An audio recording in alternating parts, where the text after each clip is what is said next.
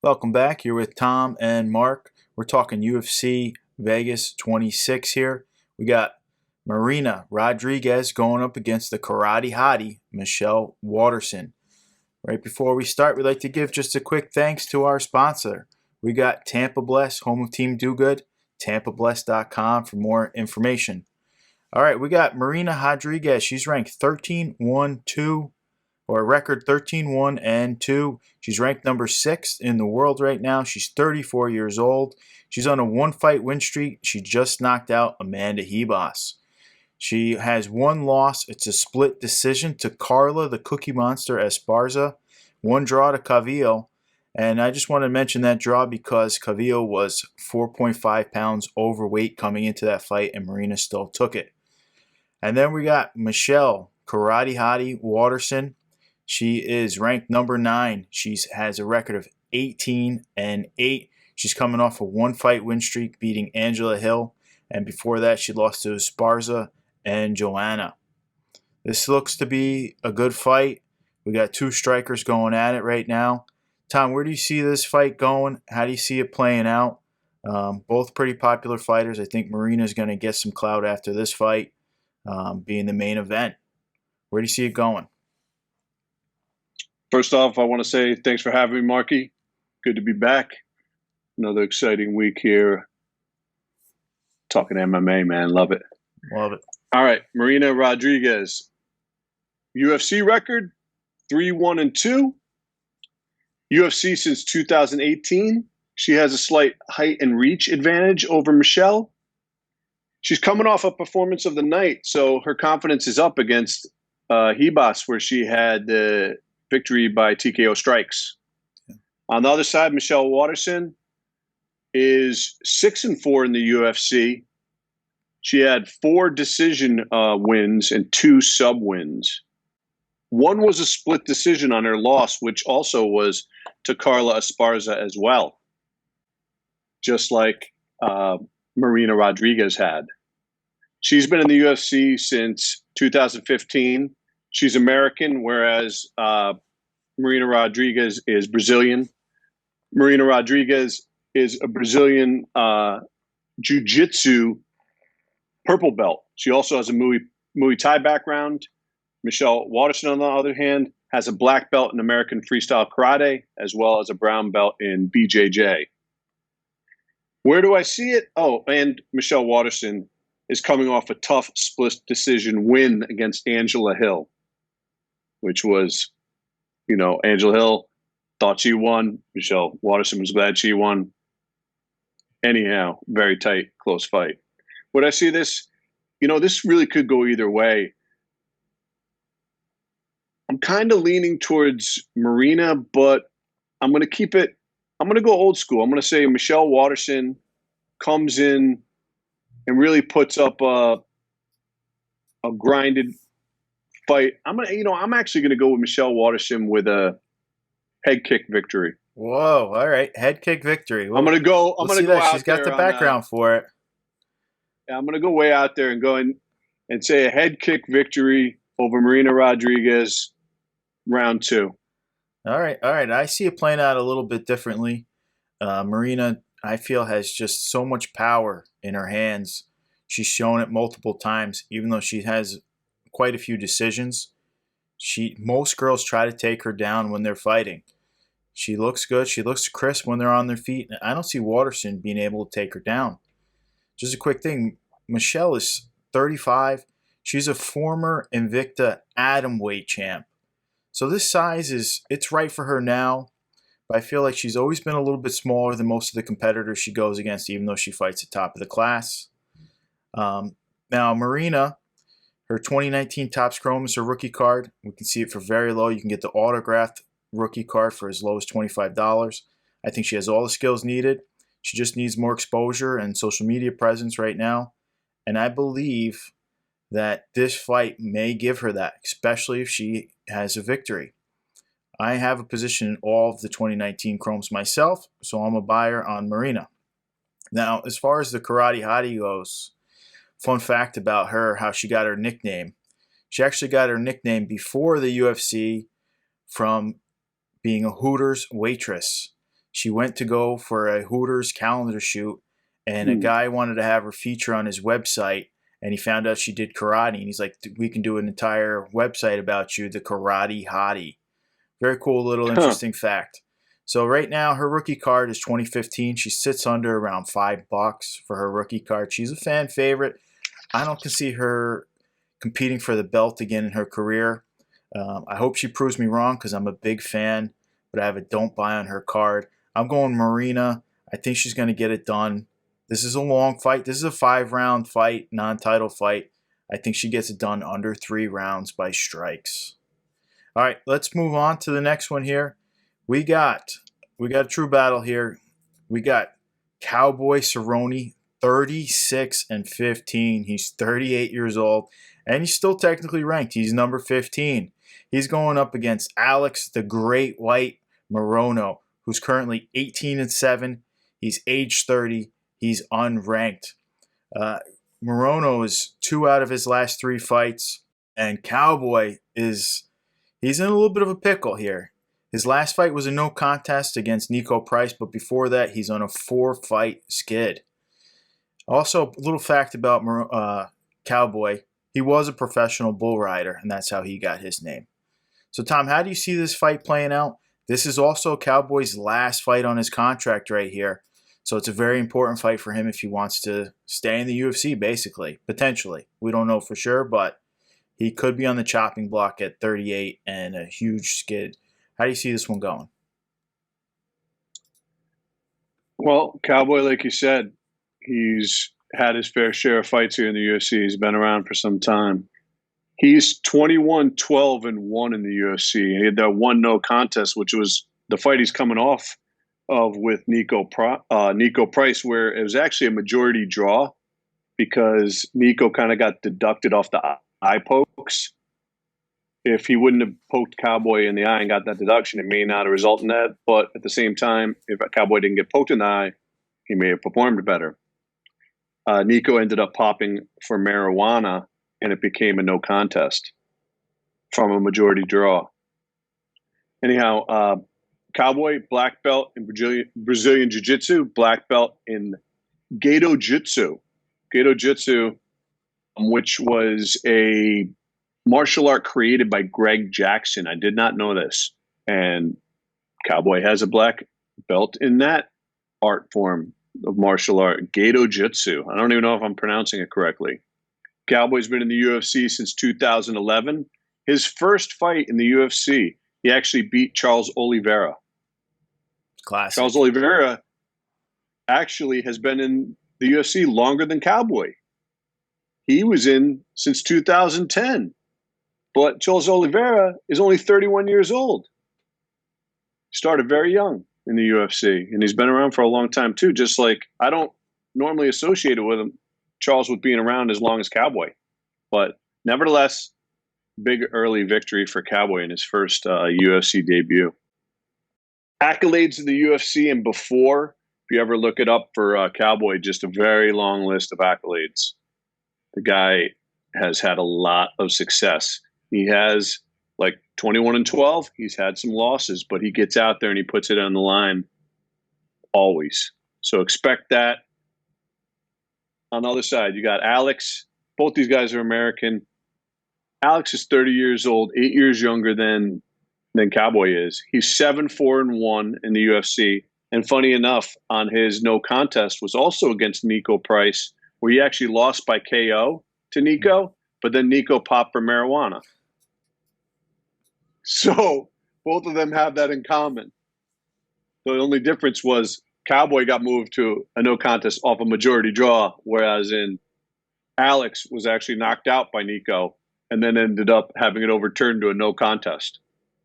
He's a black belt in BJJ, a black belt in Taekwondo.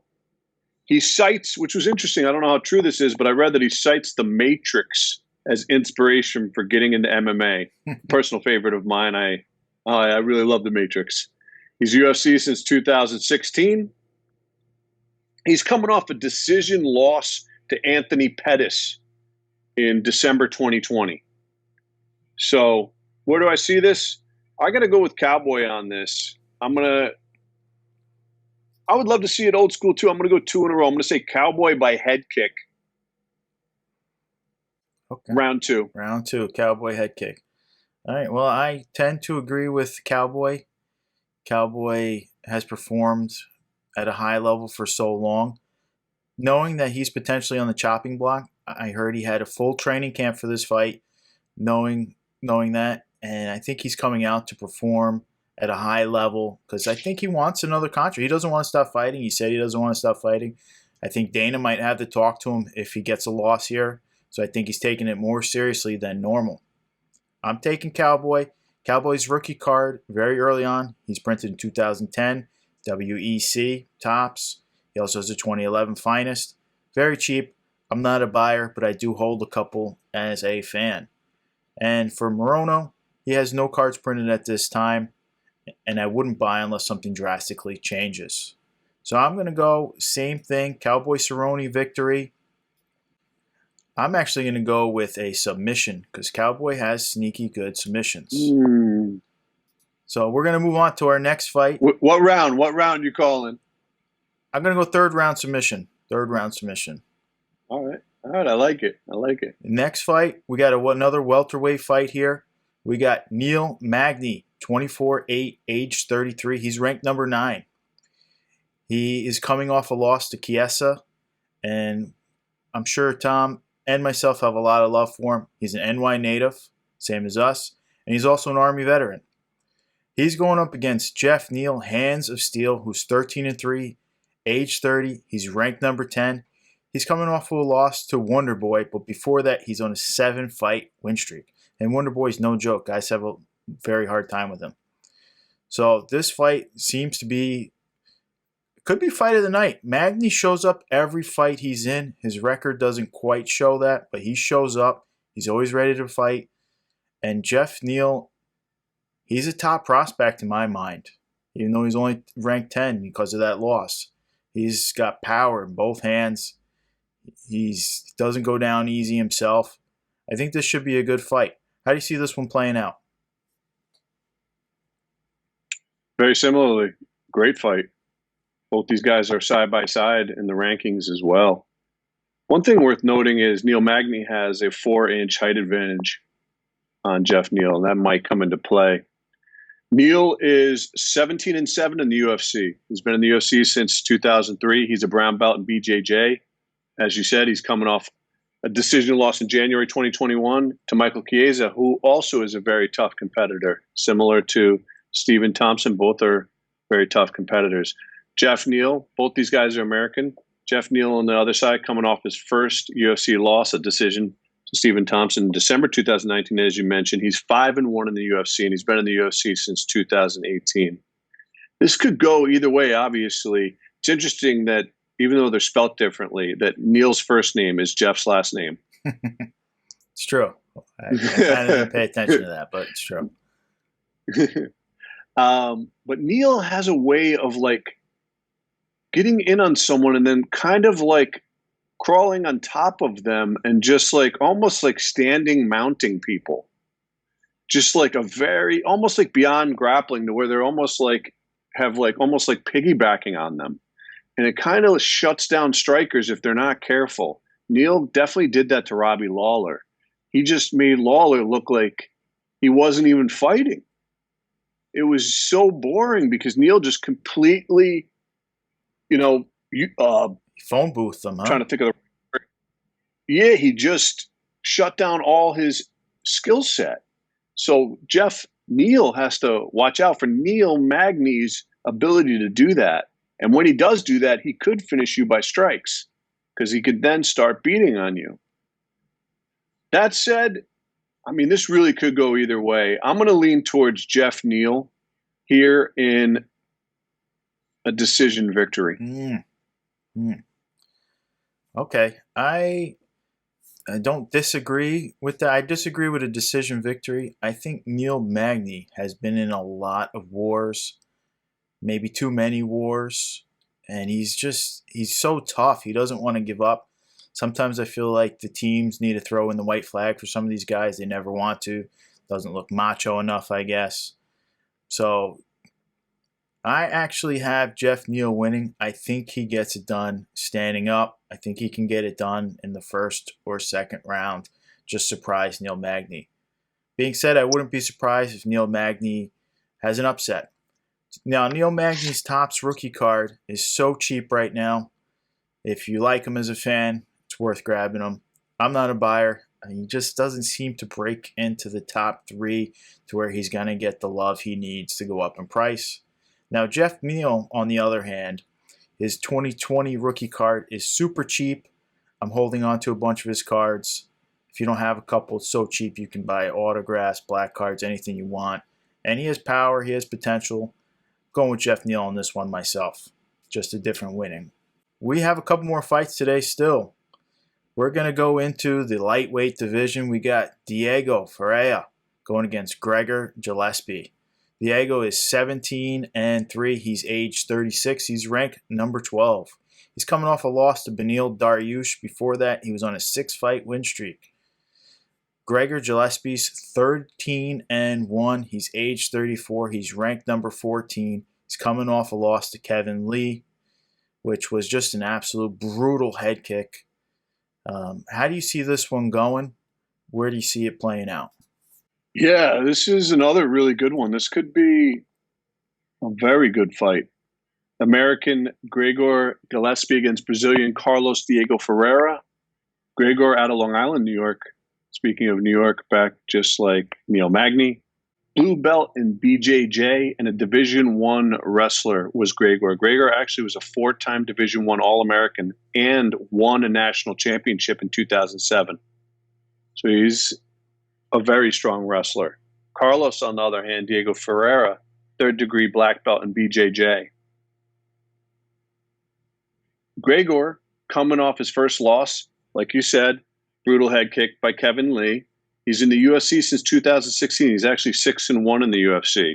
That was his first loss in the UFC. 3 wins by strikes, 2 sub, and 1 decision. He was a fight of the night. He had 1 fight of the night and 2 performance of the night. But it being that he's 6-1 in the UFC, having 3 of those, he's an exciting guy. So expect that type of excitement. On the other hand, Carlos Diego Ferreira, been in the UFC since 2014. Many people might not realize how long he's been in. He's 8-3 in the UFC. And he's coming off a split decision loss to Beneil Dariush, like you said. But it's also his 2nd loss in his record to Beneil. He lost another decision, and his only other loss was he was knocked out by Dustin Poirier.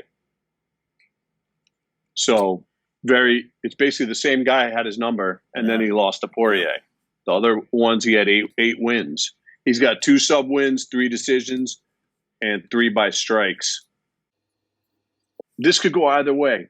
I mean, if Gregor can control it with his wrestling and kind of push that type of pace, I think it could lean towards Gregor.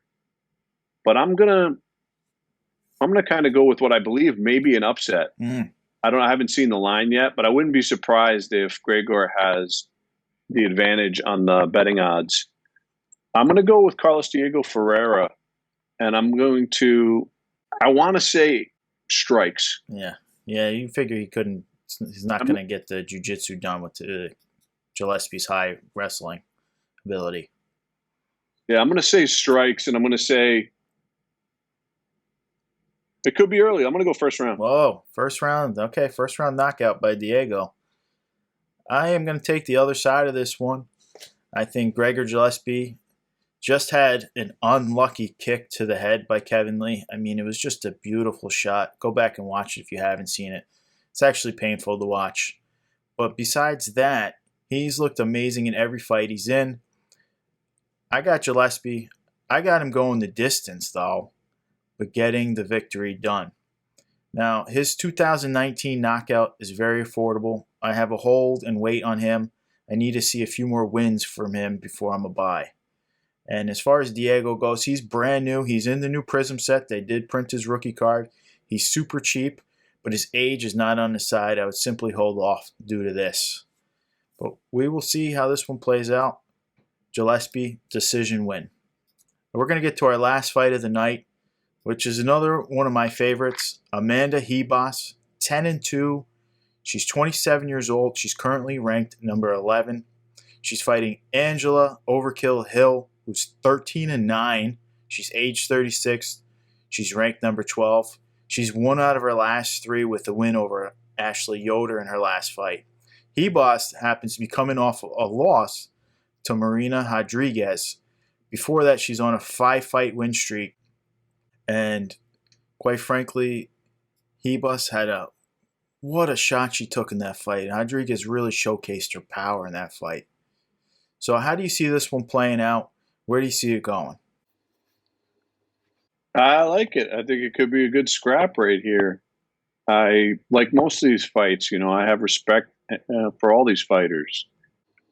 Angela Hill, American, 36 years old. She's 9 years older than Amanda Ribas, who's Brazilian and 27 years old. Angela Hill's been in the UFC since 2015.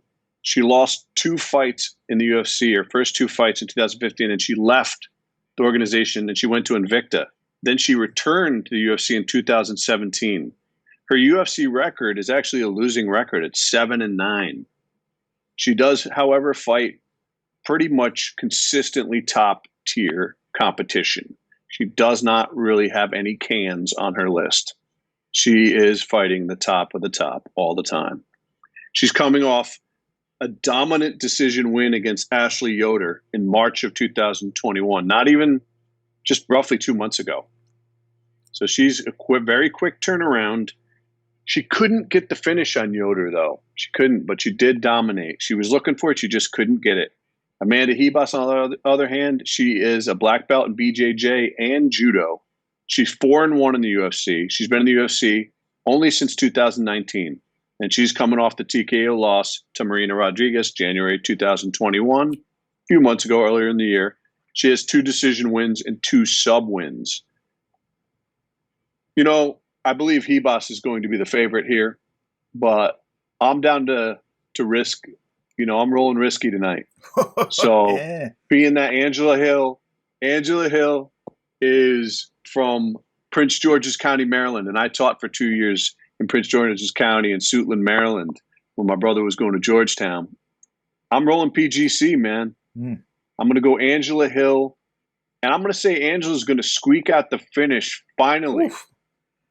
Round 3. Okay, well, we're completely opposite on that one. I don't see that one happening. I would get the money out for that one.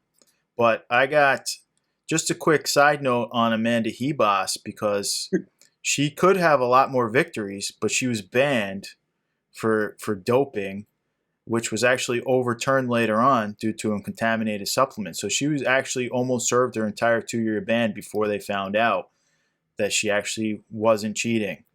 So she would have been in the UFC earlier. She probably would have had a couple more wins or victories on her record. Can't say that for sure, but that's just should be mentioned there. So I got Amanda Ribas. I think it's not going to happen in the first round. Angela Hill comes out guns blazing, a lot of energy. She has pretty good takedown defense, and Ribas wants to go to the ground. Her striking is probably not as crisp as Angela's, but I'm going to take her in a second round, late second round submission. Has a 2020 Topps knockout rookie. She's in the $20 range already. She's definitely a buy. She's well-spoken. She's getting better. She has a pretty good fan following. The only thing about her is I may rather buy her Prism, which came out this year. It's only a year difference, and people love Prism versus Topps knockout. And Angela Hill, I have a don't buy. I think she's just fighting Mother Time to get to the top spot. Nothing against her, but I think it's just a little too late at age 36 for her to beat the top girls in the strawweight, because the division is just so stacked. Ribas at 27 has time to get up to the top. So I'm taking Ribas, taking her round 2. I think she's going to get the submission over Angela Hill, and we will see how it goes. That's going to do it for today, guys. We may have a prelim show. We're not sure yet. There was just so many good fighters on this card. We wanted to knock out all of the main card. Thank you very much, and we'll see you shortly.